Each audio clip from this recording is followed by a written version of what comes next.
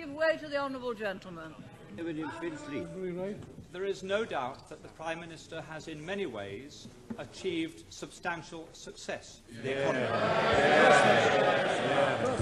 There is one statistic that I understand is not, however, challengeable, and that is that over her 11 years, the gap between the richest 10% and the poorest 10% in this country has widened substantially. That's right. How can she say at the end of her chapter of British politics that she can justify many people in a constituency such as mine being relatively much poorer off, much less well-housed, and much less well-provided than it was in 1979?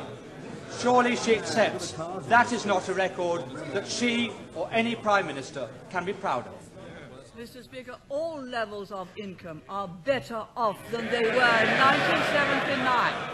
But what the honourable member is saying is that he would rather the poor were poorer, provided the rich were less rich. That way you will never create the wealth for better social services as we have. And what a policy! Yes, he would rather have the poor poorer, provided the rich were less rich. That is the Liberal policy. Yes, it came out. He didn't intend it to, but he did. I give way to the honourable gentleman. I'm extremely grateful. The Prime Minister is aware that I detest every single one of her domestic policies, and I've never hid that. And I think that the honourable gentleman knows that I have the same contempt for his socialist policies as the people of East Europe who have experienced it have it for theirs.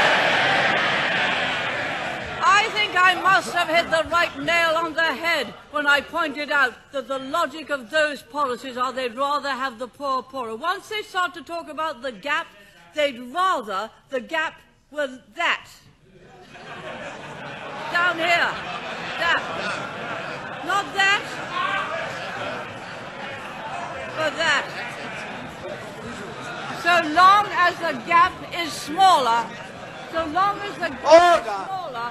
they'd rather have the poor poorer. You do not create wealth and opportunity that way. You do not create a property-owning democracy that way.